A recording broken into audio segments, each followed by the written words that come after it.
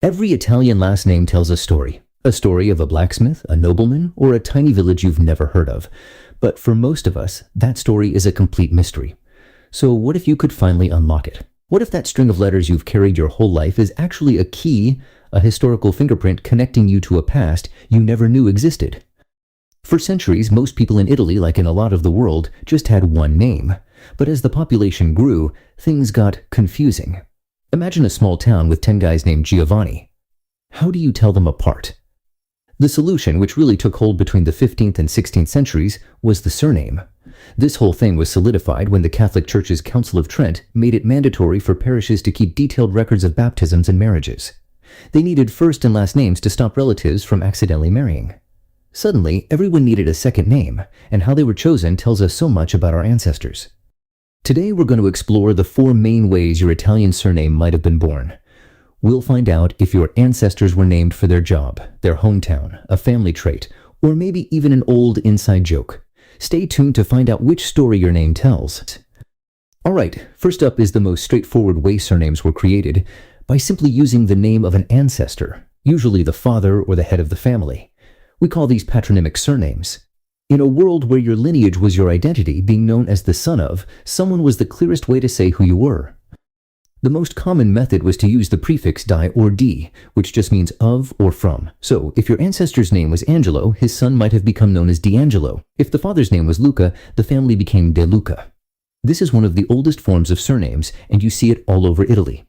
Names like Di Francesco d'Antonio and De Marco all point to a Francesco and Antonio, or a Marco who was important enough to have his name passed down for generations. But prefixes weren't the only way. Surnames were also formed by adding suffixes. An incredibly common one you'll see is I. This ending is often a plural, used to identify the entire family of an ancestor. For instance, the family of a man named Abramo would be known as the Abrami, or the Abrams. The same goes for names like Martinelli, from Martino, or Albertini, from Alberto. These endings, like Inni, Eddie, or Ello, often work as diminutives, meaning little. So, Martinelli could mean the little Martins. In some cases, a first name just became the surname. Think of names like Bernardi, Orlando, or Giuliani. These all started out as popular given names. Surnames starting with Zan, Ian, or even Sia often point to an ancestor named Giovanni, as regional dialects twisted the name into dozens of unique forms. So if your name is Ianon, meaning Big John or Zanetti, Little John, your distant ancestors might have shared the same first name but lived in completely different parts of Italy. Is your last name a tribute to a long-gone patriarch? It's one of the most powerful connections to the past you can have. The family trade, occupational surnames. Next, we have one of the most fascinating categories, occupational surnames. These names are a direct window into your ancestors' daily lives. They don't just tell us who they were, but what they did. In a village, your job was your identity. You weren't just Giovanni, you were Giovanni the blacksmith. The most famous example has to be Ferrari. It's a name we associate with screaming engines and luxury cars, but its origin is far more humble. Ferrari, and its many variations like Ferraro, Ferrara, and Fabri, comes from the Latin word ferrum, meaning iron. It tells you that your ancestor was a blacksmith, a vital craftsman in any town, hammering away in a hot forge. The list of these names reads like a tour through a medieval village. Is your name Barbieri? Your ancestor was the local barber, who, believe it or not, often doubled as a surgeon and dentist. The name Pastor points to a shepherd guiding a flock through the hills. Sartore or Sarti meant tailor, while Molinari meant miller, the person who ground flour for the town's daily bread. Some names get even more specific. Pesci means fisherman. Carbone means coal, likely for a charcoal maker or seller. Farina, meaning flour, points to a baker. Coppola, a common name in Naples, means little hat in the local dialect and was given to hat makers. And if your name is Sacconi, your ancestor probably made bags. Even social status became a surname. Conti means count and was likely for someone who worked in a count's household. Barone means baron and may have pointed to a free man or someone with noble connections. And the name Medici, of the famously powerful Florentine family, literally means physicians. These names aren't just job titles, they are roles in a long-lost society, and a direct link to the skills that put food on your family's table centuries ago. If you're having a few aha moments right now and maybe even recognizing a piece of your own story, do me a favor and hit that subscribe button. Because next we're going to explore how the very land of Italy shaped your name and you won't want to miss it. A sense of place. Geographic surnames. If your ancestor's name wasn't about their father or their job, there's a great chance it was tied to the one thing that defined them more than anything: their home.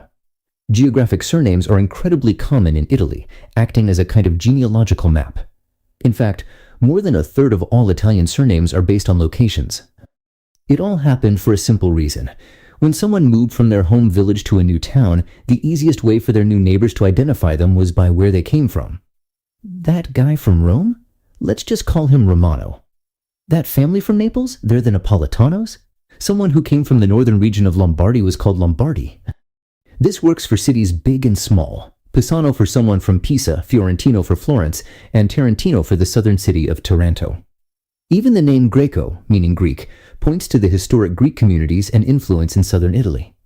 But it's not just cities. The very landscape of Italy is written into its surnames. The name Costa tells you your ancestor lived near the coast.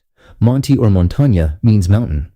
Fontana was for someone living near a spring or fountain, while Riva meant they lived near a riverbank. The name Della Casa translates to of the house, maybe for an ancestor who lived in a big, isolated, or important house. These geographical clues are gold for genealogy. Even the spelling can hint at a specific part of Italy. Surnames ending in O often come from the south, while those ending in I are more common in the north.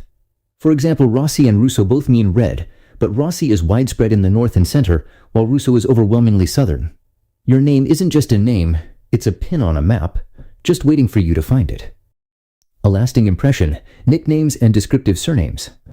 Our final category is perhaps the most personal of all: names that came from nicknames. These are historical snapshots that capture a unique physical feature, a personality trait, or even a crazy story that made an ancestor stand out from the crowd.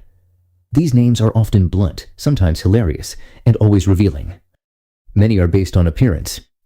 Was your ancestor tall? Their name might have become Longo for long. Were they short? Maybe Basso, or even Gamba Corta, which literally means short leg. The super common names Rossi and Russo, as we mentioned, likely started as nicknames for someone with red hair or a ruddy complexion. Bianchi means white for someone with fair hair or skin, while Bruno means brown for someone with darker features. And if your ancestor had curly hair, their name might just be Richie. Personality traits were also fair game. The name Gentile means gentle or kind. Forte means strong. Allegretti points to a cheerful person. On the other hand, a name like Gallo, meaning rooster, might have been a nickname for someone who was a bit proud or loud. But this category also holds some of the most powerful stories. The surname Esposito is the fourth most common in all of Italy and number one in Naples. It comes from the Latin expositus, meaning exposed or placed outside. This was the name traditionally given to foundlings, abandoned babies left on the steps of churches or in orphanages, and names like Innocenti, the innocent ones, and Colombo Dove, a symbol often tied to orphanages, tell a similar story of a child whose family history began with an act of charity. And then you have the truly strange ones. The surname Fumagalli, found mostly in the north, means smoked poultry. The story goes that it was a nickname for chicken thieves, who would fill henhouses with smoke to stun the birds before making off with them. It's a quirky story, but it shows how any unique trait or event could become a name that would stick for centuries. From a hair color to a story of survival, these surnames are the most intimate connection we have to the ancestor who first carried the name. So, whether your name comes from a founding father like De Luca, a hard-working blacksmith like Ferrari, a place of origin like Romano, or a defining feature like Longo, it is so much more than just a label. It's a living historical document. It's a story of lineage, labor, location, and life itself, passed down through hundreds of years, connecting you directly to the vibrant and beautiful tapestry of Italian history. Your surname is a legacy. It's the first clue in the incredible detective story of your own family's past. By understanding its origin, you're not just learning a fun fact, you're reclaiming a piece of your heritage. What's the story behind your surname? Have you figured out its meaning? Let me know in the comments below. I would love to read about your family's history. Thanks for watching.